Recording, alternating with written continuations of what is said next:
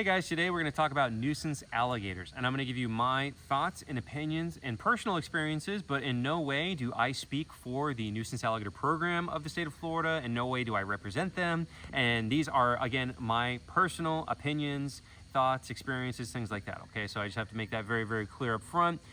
These are my opinions, and I don't speak for anybody else but me. Hi, Big Mac. Creeping behind you. What does that mean? What is a nuisance gator? What qualifies as a nuisance gator? What happens to nuisance? All those associated questions with nuisance gators is what we want to try to address on this video.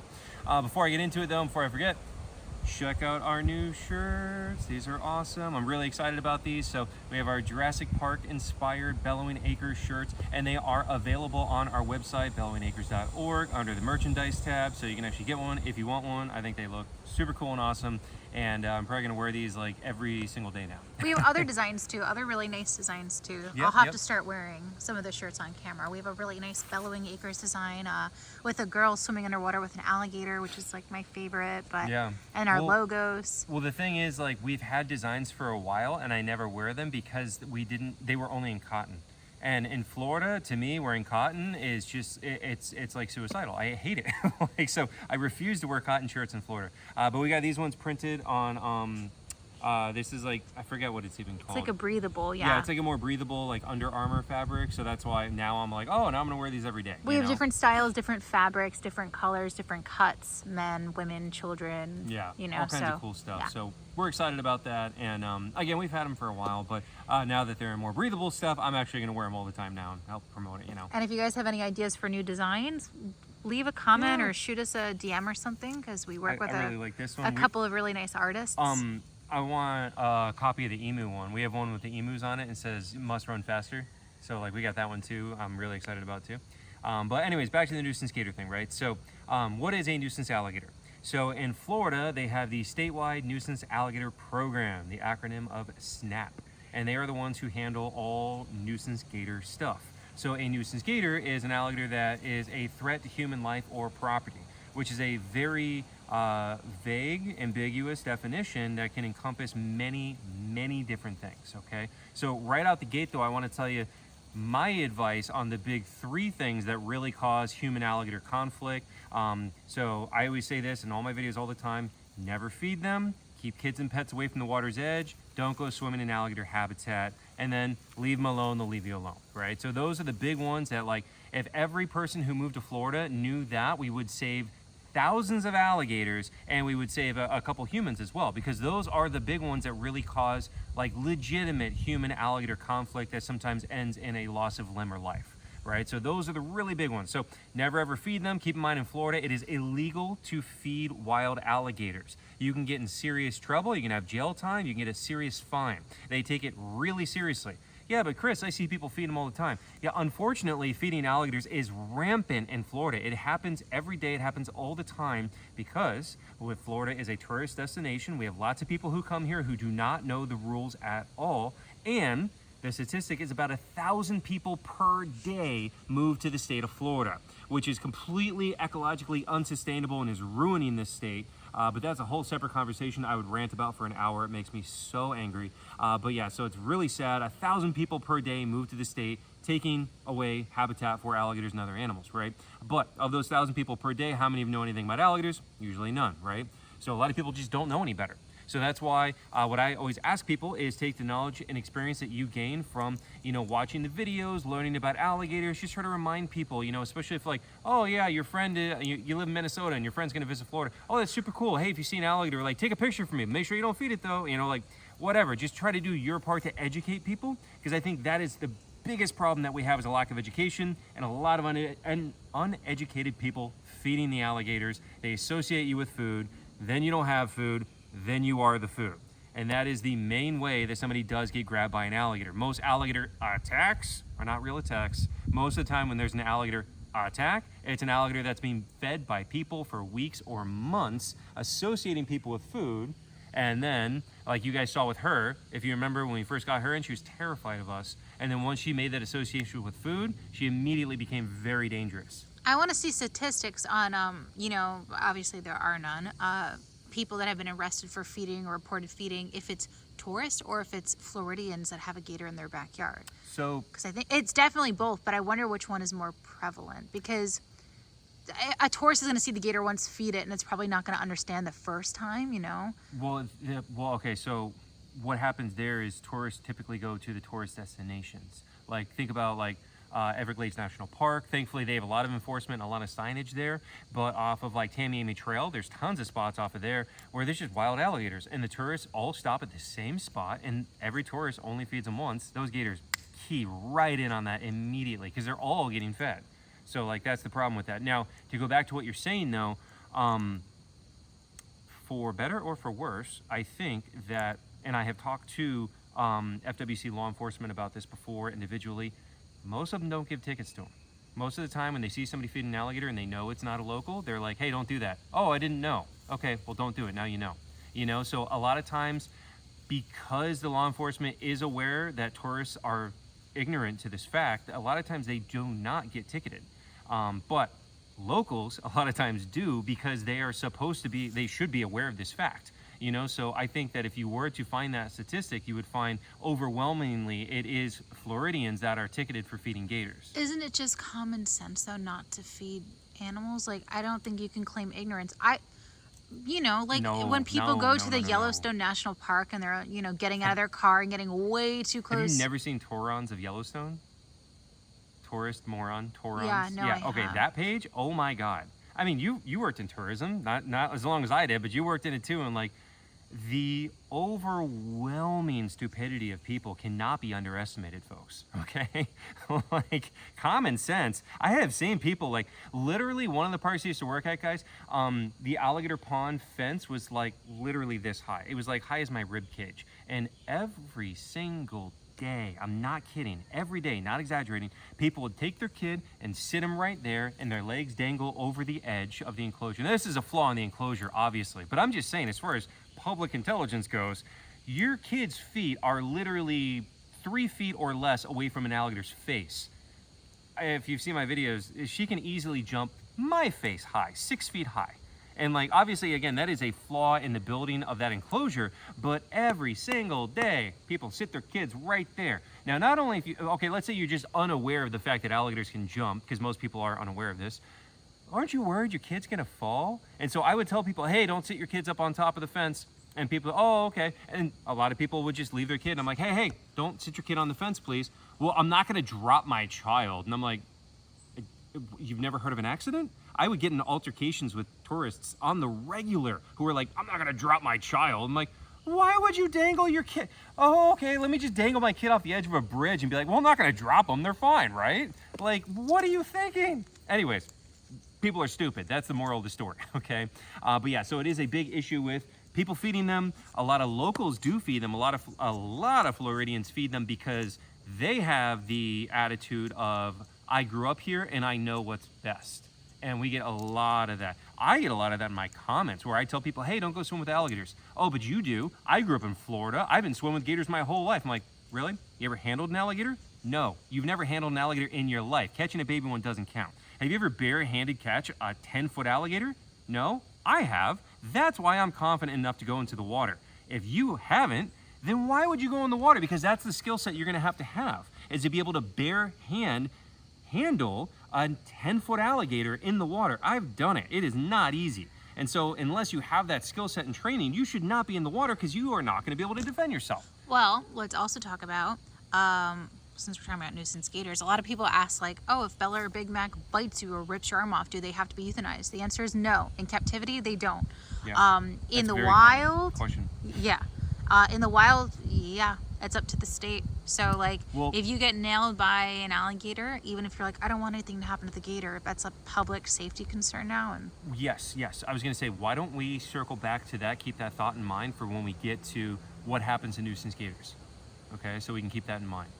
Because a lot of people, let's just keep that in mind. But yeah, so anyways, those are the big issues we run into. Feeding them, kids and pets near the water, people swimming in their habitat, and then leave them alone, they'll leave you alone, right? So those are the big ones. So anyways, so a nuisance gator is a threat to human life or property. So that's very ambiguous. So what happens is when somebody who is not from Florida comes here, again, 1,000 people a day move to Florida. So somebody moves here, like some New Yorker, I always think my story is good because I am a New York transplant, but look how much good I'm doing for like Oh, of animals course. in Florida. No, I'm just just saying messing with you. I actually think about that a lot because like in the comments it actually makes me annoyed when people are like, oh, look at all these New York transplants. And I'm like, the Floridians are just as guilty with feeding wildlife and not knowing about native species and like. Well, I would say a lot of Floridians are more guilty because they are aware and they do it because they're arrogance.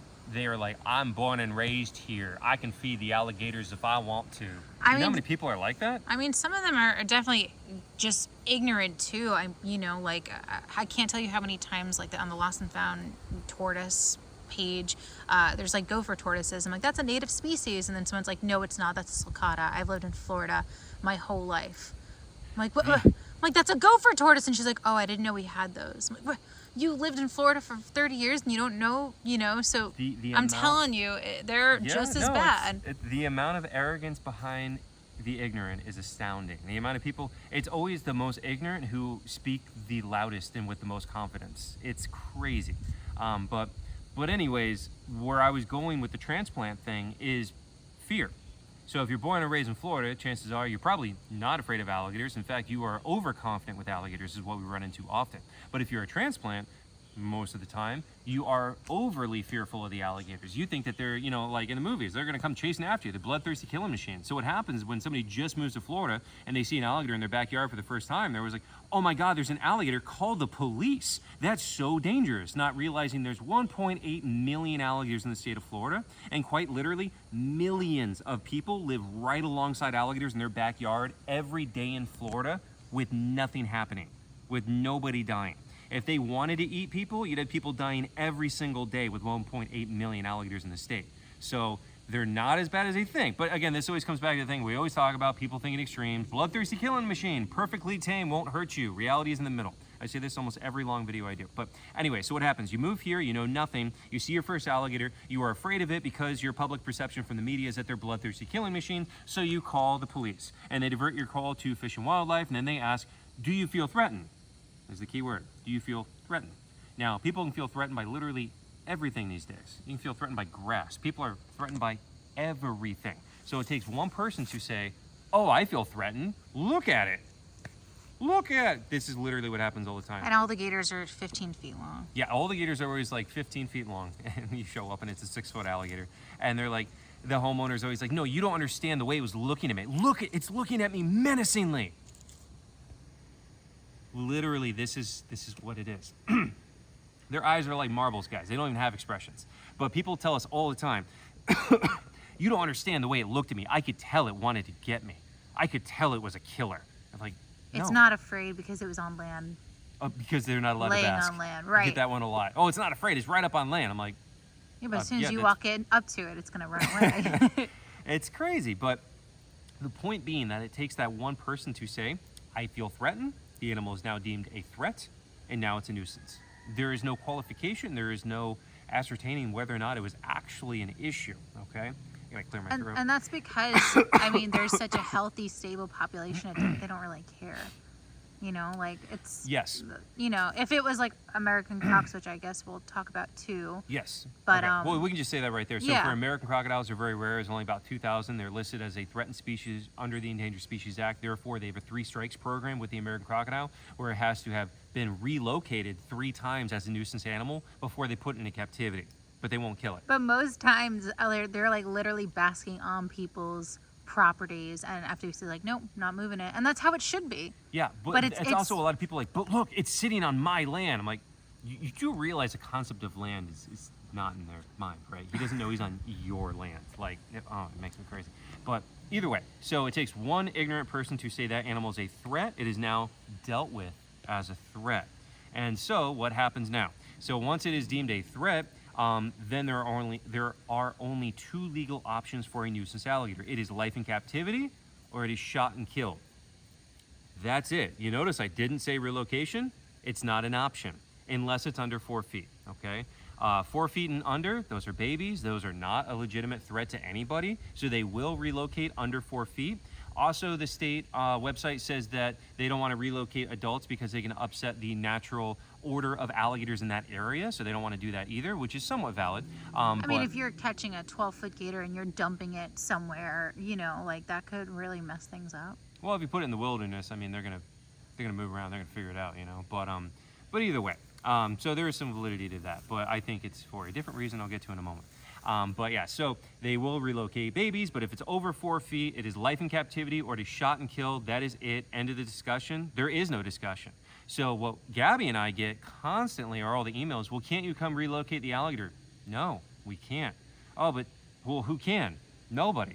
There is no option. So just understand that if you call in for a nuisance alligator, it is almost always going to be shot and killed. 99.9% of the time. The state of Florida kills about 8,000 nuisance alligators each year in the state. That's insane.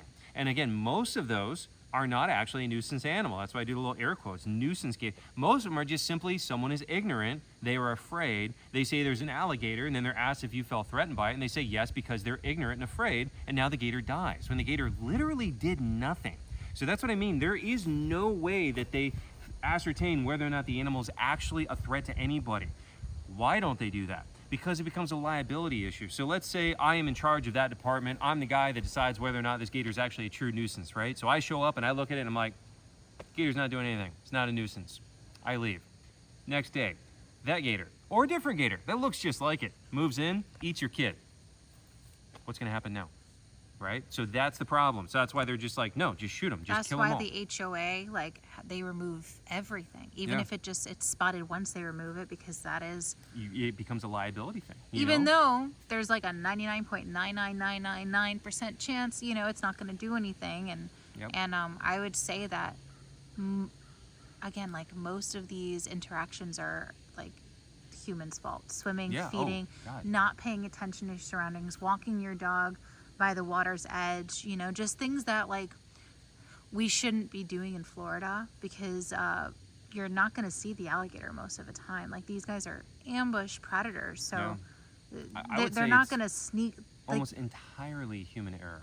Yeah. Like almost every single time. It is incredibly rare. Well, people, I guess, are under the impression that they're just going to like run out of the water and chase them and they're going to see them coming. Like, no, they are ambush predators. You're not going to see them. Yeah. And it's also it's so frustrating when we get you know, like emails where it's like, well, I have a child and they play by the water and there's a gator here, and I'm like, okay, well, you shouldn't do that. By the water. You're gonna remove this gator, and it's the gator that you don't see that's gonna get your kid. Like, you should never have, just because you saw one, I bet you there's 3 more that you didn't see. Yeah, so okay. that's just crazy to me. So yes, removing the nuisance gator does not make the area safe. There will always be another alligator. This is a thing that people don't understand. Almost every body of water in Florida that is around a development is man-made almost every time. And those man-made waterways are made because we're building on top of a floodplain because we're geniuses here. So it's just, oh my God, it's infuriating. So all those waterways are connected by culvert pipes underneath the ground. So the alligators do move through the pipes. So even if you have a fence around your lake, it doesn't matter. The gators move through underground because you're in a man-made lake if you're in a development. So just because they remove the alligator, now it's safe. I can let my child play in the water. No, it's not. It's never safe. It is, again, never is it safe to have your kids or your dog anywhere near water in Florida. I cannot say that enough. Their natural prey are small animals. Raccoons, turtles, fish, birds, kids, and pets are small animals. They are food. And we like to reference this a lot, but like right outside of, should we say what development it was, or no? Just say it was in Parkland. We'll just say it was in Parkland, whatever. There was a really fancy place where lots of rich people live, and it's right across the street from the literal Everglades.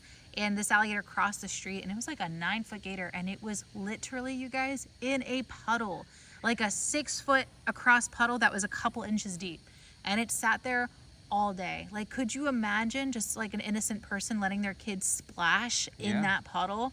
So a lot of the like densely urban areas are literally like super dense urban area, one highway, one canal, thousands, millions of acres of Everglades, and they are right up against it. So that alligator can live his entire life in the Everglades, grow to be 12 feet long, and then within an hour, go underneath the road, culvert pipe, show up in your backyard. He's never seen a person before.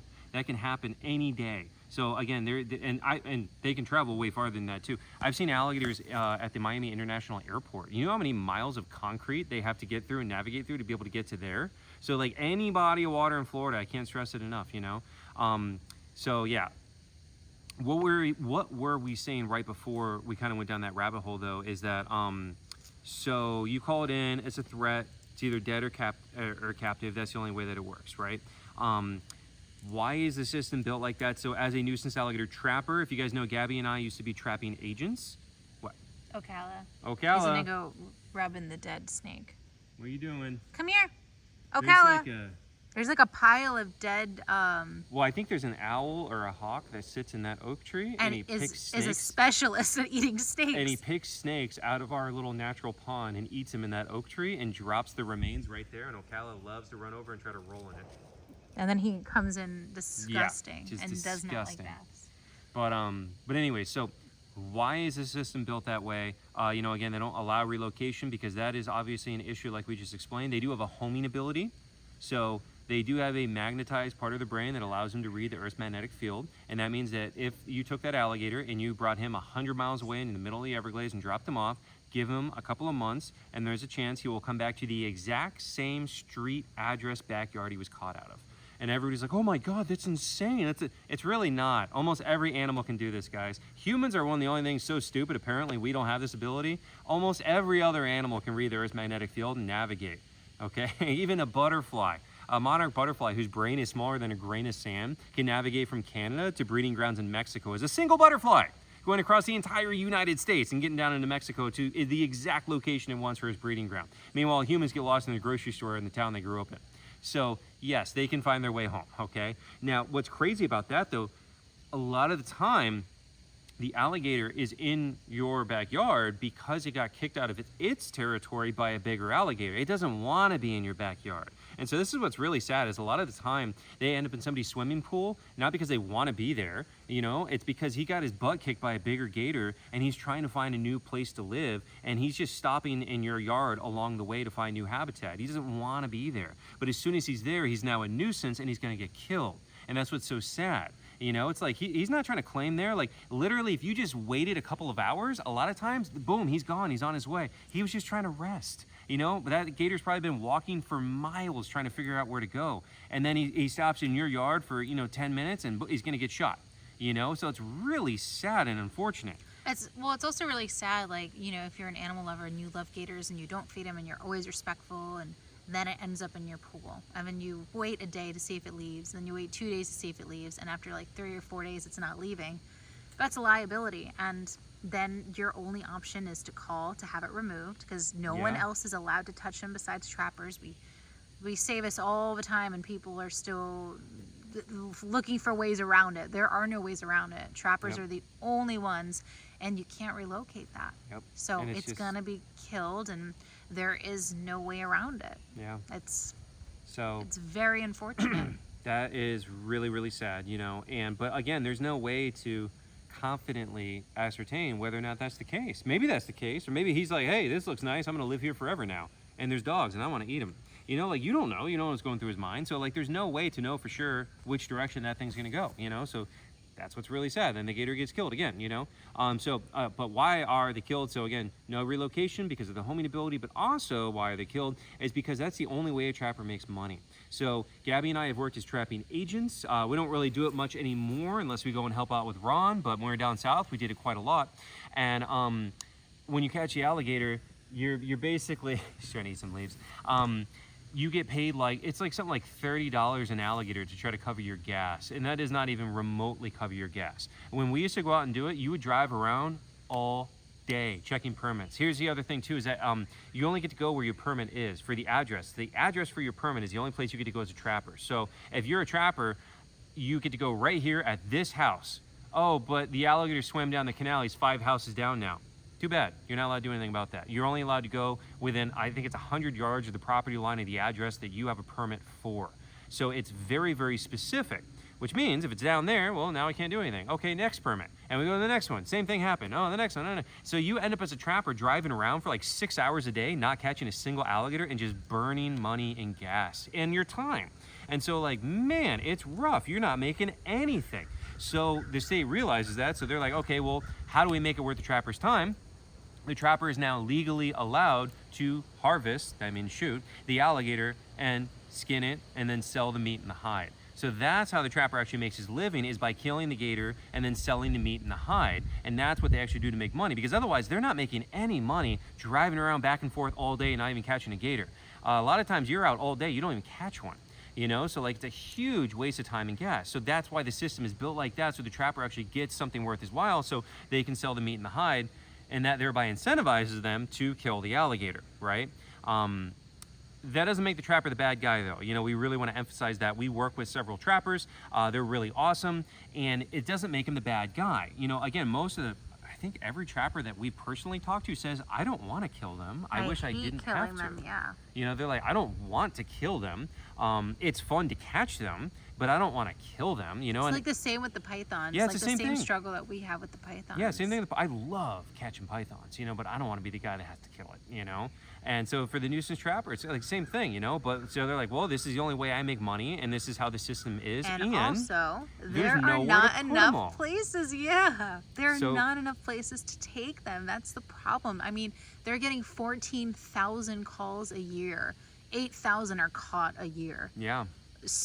Who's taking It's 8,000 just- alligators a year? There's too many, because not that there's too many alligators, there's too many people. It's 1,000 people per day moving to Florida. That's completely unsustainable. And so who's going to suffer? The environment, the animals. They all just get slaughtered just so somebody can get another sprawling house in Florida.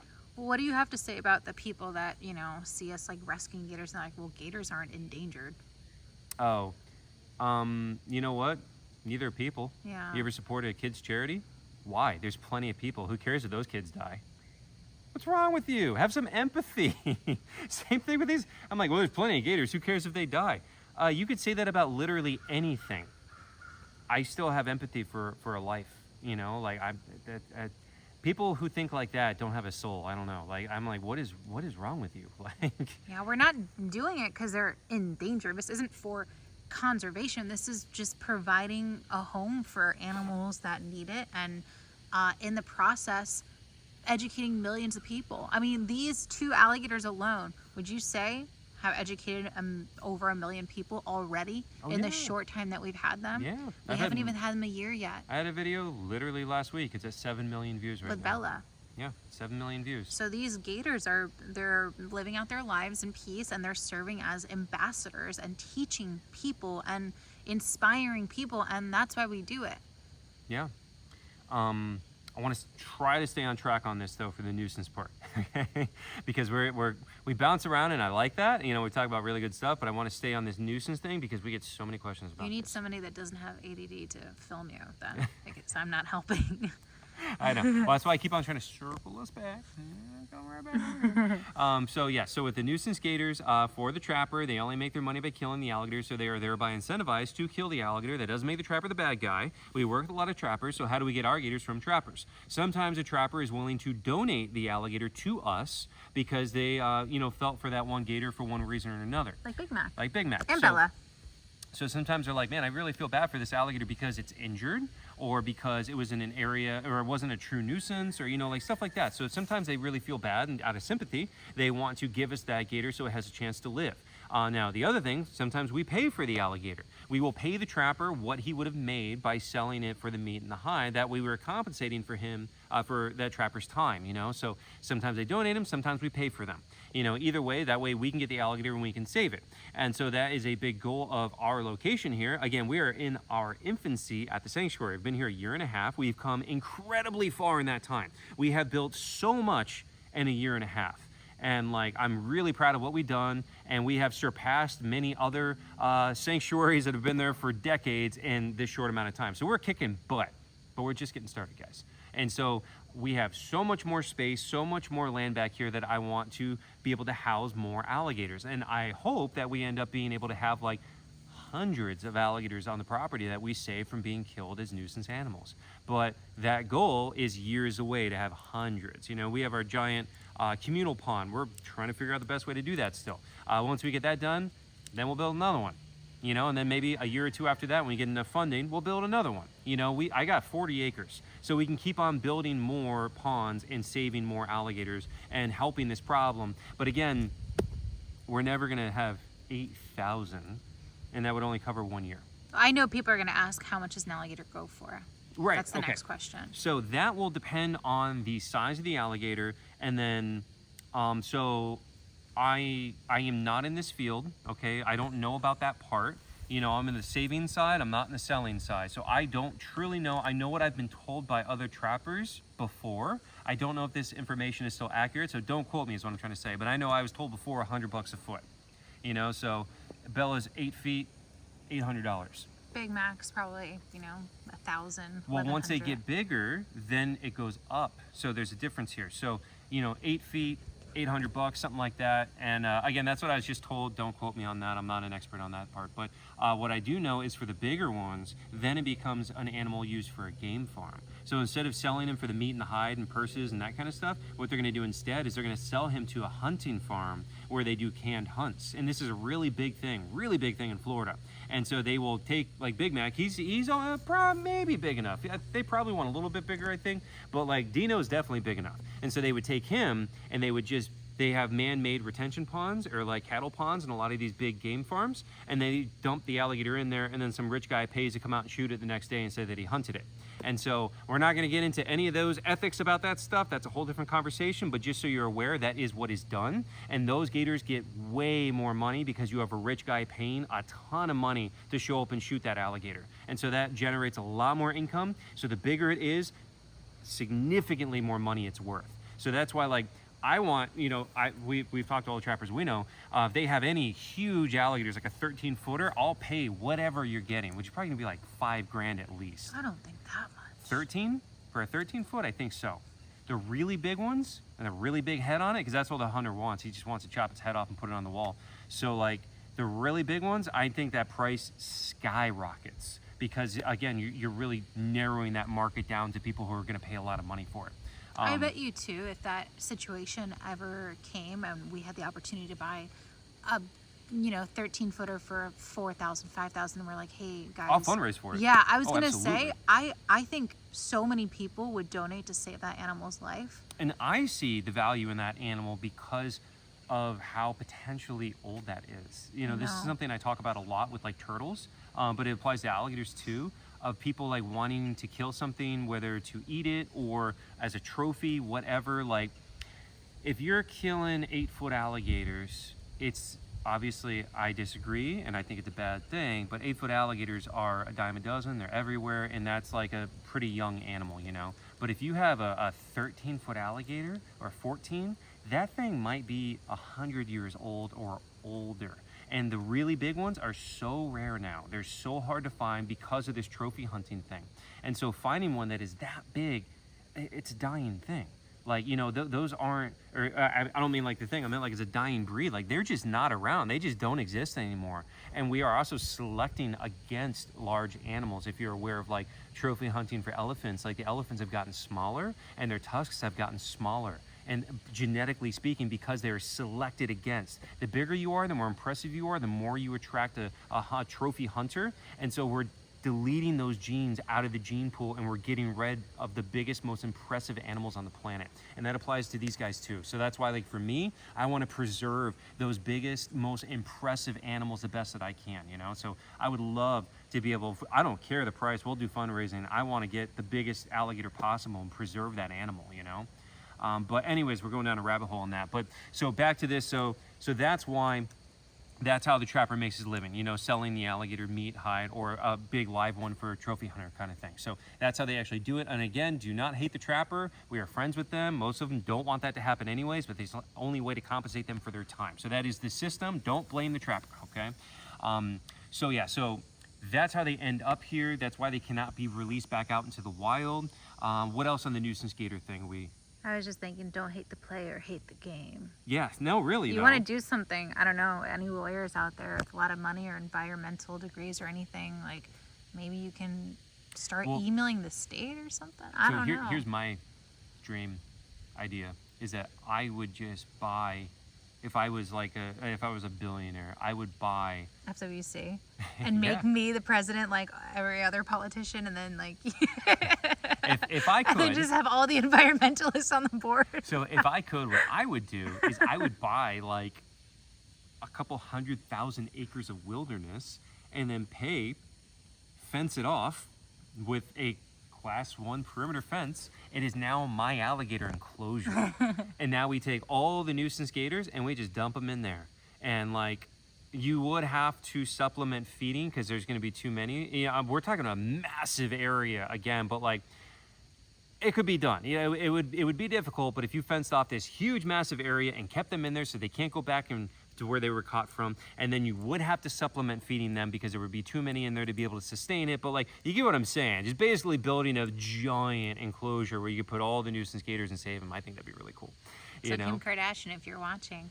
Right? I mean, obviously that is just, it's unattainable, honestly. But like, you should play the Powerball today. Who knows? Yeah, I know. Isn't it like 1.5 billion or something? You only get like half of that, which is like nothing.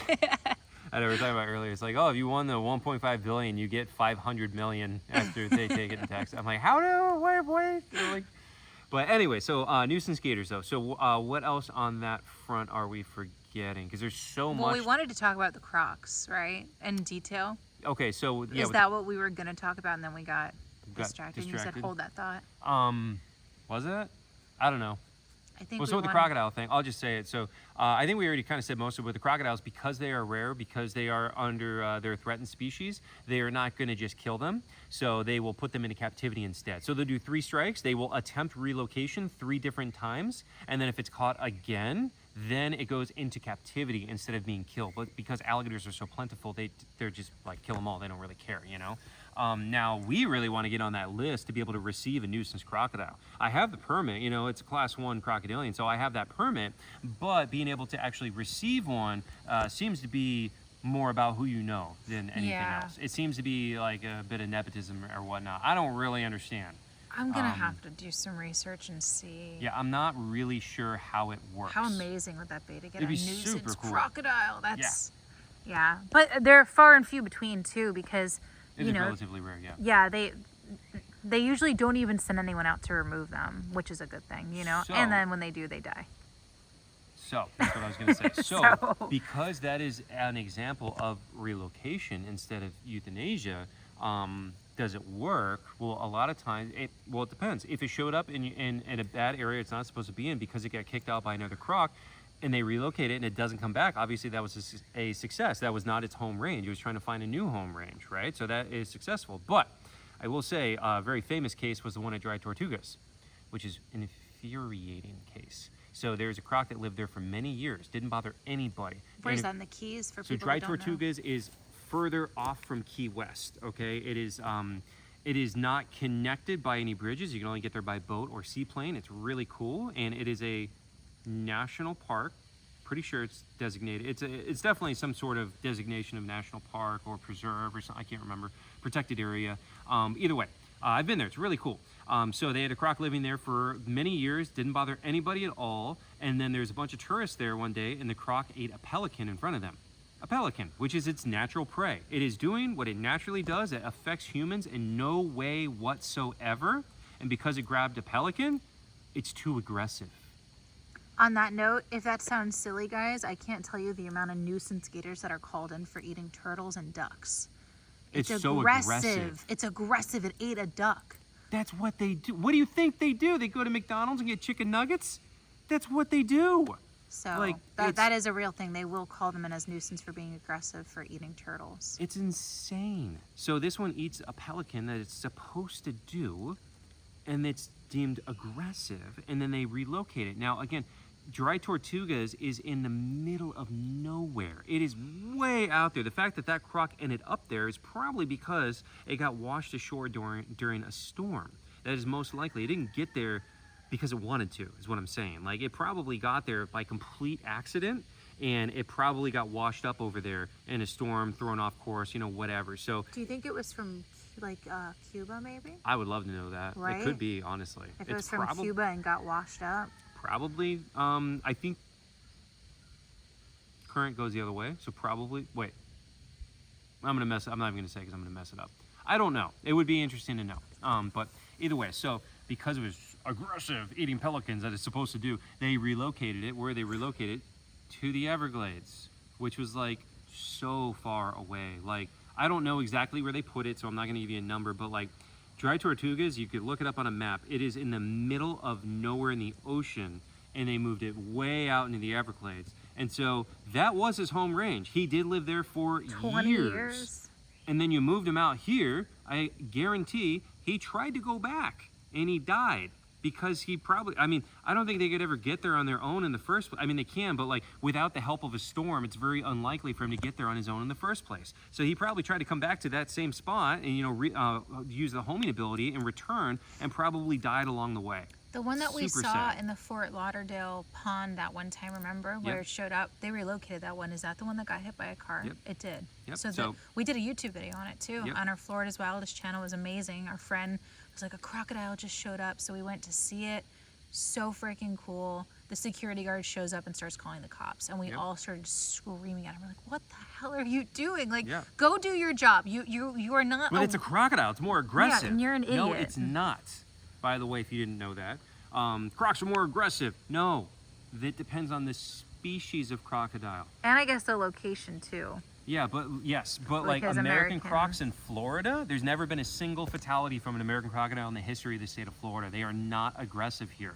They are not aggressive here. I have swam in the wild with a 15-foot American crocodile. I don't recommend that. It's dangerous, obviously, but I'm just saying it had no interest in me. You know, like here in Florida, there's no record of them trying to hunt people, anything like that. Like literally none. Meanwhile, people get killed by alligators like every year roughly in Florida, you know, but nobody's killed by the Crocs in Florida. So FYI, it depends on what species. But then if we say Nile Crocs in Africa eat more people in 1 year than have ever been recorded eaten by alligators. So Well, I was also saying location because American crocodiles in Costa Rica. same species, but same, but much bigger. right, that's different. the thing, a lot bigger. Yeah. And then I think there's a lot more people in the water and swimming and But so it comes down to where are you and what species we're talking about. But please do not malign our American crocodiles that are very shy and reclusive in nature just because they're simply a crocodile and you think Crocs are more aggressive. That's what we run into. and don't call them saltwater crocs Oh either my God, because they they're say that not one too. saltwater Yeah, crocs. they live in saltwater, so they're saltwater crocs. It's like, no, they're not. Those are Crocodylus acutus. Crocodylus porosus is the saltwater croc in Australia. Those are way like multitudes more aggressive and dangerous than an American crocodile is. Those will hunt you. Those will take you down, just like a Nile crocodile will. But the American crocs in Florida don't do that. They just do not exhibit that behavior. Let's talk about why again, like the megafauna that they hunt and like the differences. Right, so with like Niles, I always use Niles. People really obsess on saltwater crocs in Australia because of Steve Irwin, and they are cool, don't get me wrong, and they are super like dangerous and gnarly, definitely. But like people really gloss over the fact that Nile crocodiles eat about 300 humans a year.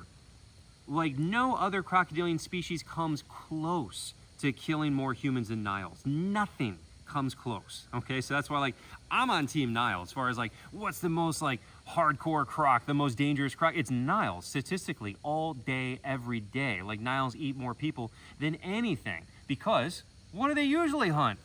Zebras, wildebeest, megafauna. They typically eat things that are way bigger than a human on a regular basis. They are hardwired to take down large prey. And so when you are smaller than what its normal prey is, obviously you're on the menu. What is their normal prey? Raccoons, turtles, fish, birds. So even when you have an alligator of the same size as a Nile crocodile, if you have them the exact same size, that alligator typically does not see you as prey because it is hardwired genetically in its brain to hunt this animal specifically, not these ones, you know? Now, meanwhile, the Nile, again, like they are made to take down megafauna, and that is in their mindset. So even when you have an alligator that is bigger than a Nile, you're way more likely to be attacked by a Nile crocodile than you are an alligator. You know, so we just like kind of want to paint that picture correctly there, but not an American crocodile. That's the big one. So don't malign our American crocs for that. You know. So something we forgot to cover is that you can't pick your trapper. because that's a really big one. Because we have so many calls and so many emails. Well, can't you send somebody who's not going to kill it? No, you can't. Well, why can't you come do it and bring it back to your sanctuary? I'm not allowed. So there's only one trapper typically. Sometimes they change this up, but typically there's usually only one trapper per county, and that one trapper is the only person who handles nuisance gators for that area. And I know Big Mac's creeping behind me. I got Gabby watching my back. She's gonna let me know. But yeah, so typically there's only one guy, and it is completely up to that guy. He's the only one that makes decisions. I think the best way to explain it is if you live in like West Palm Beach, which is like, what, 3 hours from Homestead, and then you want someone arrested in Homestead. So if you call up your cousin who's a police officer in West Palm Beach and you're like, I need you to arrest this guy in Homestead, like, you can't do that. Yeah, you don't get to pick your officer.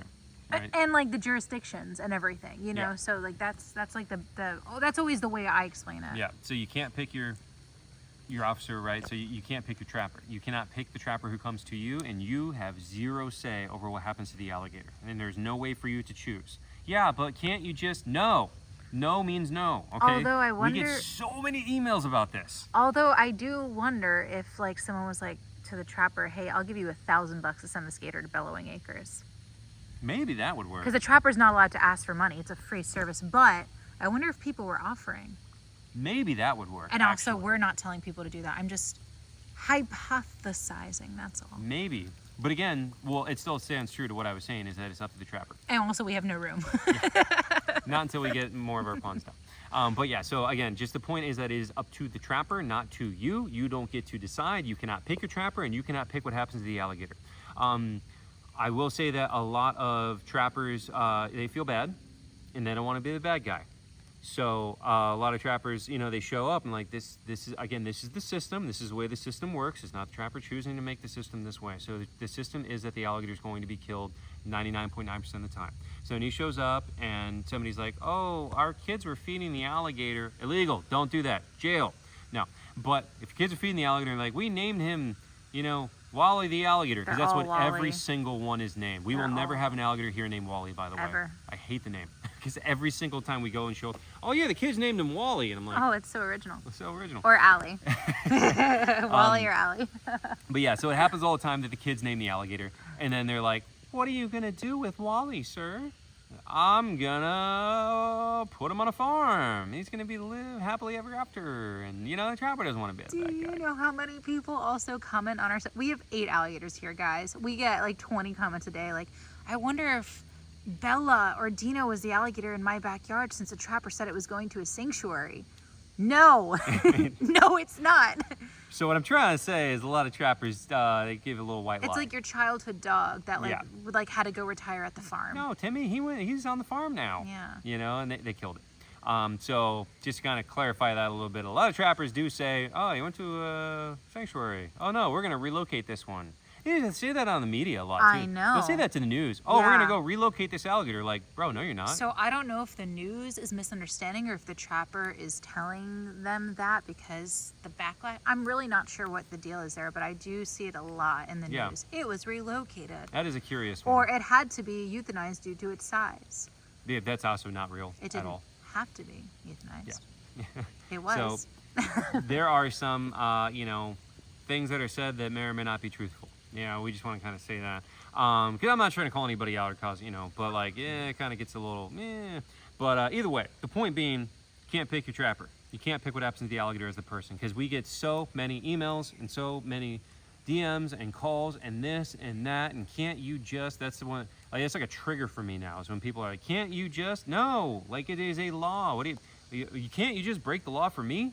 Like, no, we lose our permits and our alligators get euthanized. Speaking about another trigger, what if people are like, yeah, just call it the Gator Boys? Meh. Can you just touch upon that real quick? What do you, no. That's TV. It's TV. That's TV, guys. That's not a thing. It's not even a real group. It is TV. There's a reason I quit the show. I'm not getting into all this. I'm not even going into all that crap. I've talked about it before. There's a big reason why I quit that TV show. Okay. But no, so there's no group, there's no organization, there's no humane trapper that is allowed to catch alligators. So that's what it is. There are other humane trappers, but like not for alligators. Different kinds of animals. Yeah, because it's not allowed. So, yeah. All right.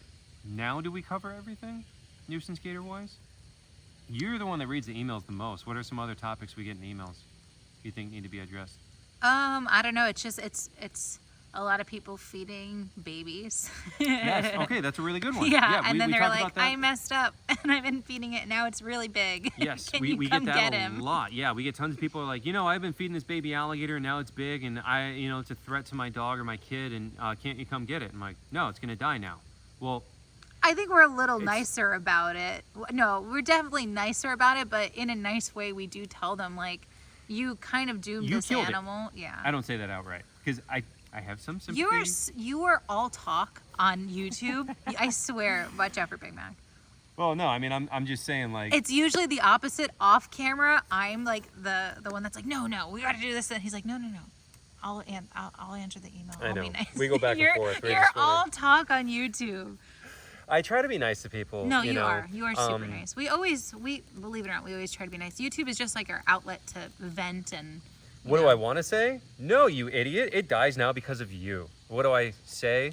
Unfortunately, due to regulation, it's now going to be euthanized, and I say it in a nice way. I try to say it as nice as I can. But what do we want to say to people all the time is like, no, you fed the baby gator. The moment you fed a baby alligator, solely you, doomed that animal to die because of you. And the thing is, they do say they knew better too. They're like, I knew better, but I did make a mistake, and I have been feeding it for the last 10 years, and now Wally is big, and I'm moving, or So like, what happens now if you feed that alligator? You move, and the family that moves in doesn't know better, and they don't know that there's a 10-foot alligator that's been fed in their backyard. Yep. And then they're working on their car with headphones on, and the alligator comes out of the water and grabs them. Yep. Do you remember Pumpkin at the shooting range that we caught?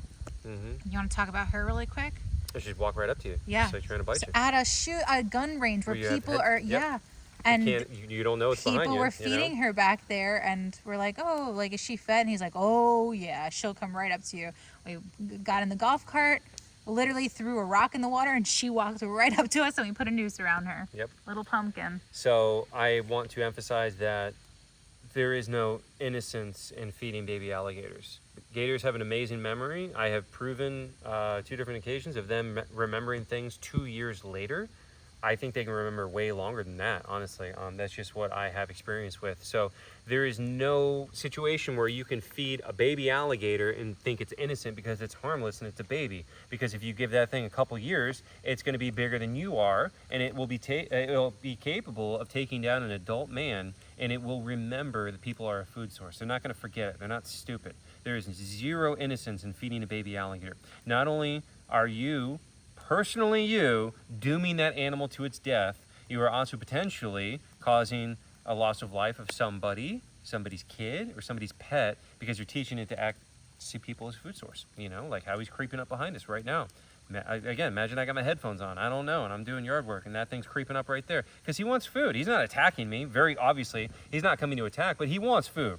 And if he gets close enough, I'm not paying attention, he will totally grab my leg and then drag me back in the water. So there is no innocently feeding baby alligators. Never feed any alligator, any size, period, end of story. If you see somebody or know of somebody feeding alligators, you can report them to FWC. It's raining. Anything else? Or you want to end the video? Yeah. I think we covered everything. I think we got all the different nuisance gator stuff. We probably forgot some, but if you guys have any other questions about it, let us know in the comments. What? I mean, I was just going to say, too, a big thing, too, is like on Facebook groups or anything, please do not tell people to message us. And we have this on our website, and we also have this on like our Facebook page. It's like pinned. Like there's nothing we can do. So like, please don't tell people to call us, because then we have people calling us, and it's very time consuming to repeat the same thing, and then something that should be a 2-minute phone call after I tell you we can't help. They keep us on the phone for 20 minutes. So and they have to explain their whole life story and send us pictures of the alligator. And it's like, we know there's nothing we can do, guys. It is the trapper. We cannot respond directly to nuisance gator calls. It is only the trapper of that specific area, and there's no way around it, of which you have no control. So I know people want to help and they feel bad for the alligators, and like we do too, but again, there's just nothing we can do. And again, we have 8 million followers across all platforms, so it is pretty constant. It's not 1 or 2. It's like a steady 50, stream. 100,000. Like it's a lot. So Yeah. yeah, just, just watch the videos, share the videos, and just tell people we unfortunately cannot respond directly, and nobody can. Yep. I think we covered everything we can think of. Let us know in the comments if you have any other ones. As always, guys, like, share. That helps us get the message out. And yeah, thanks for watching.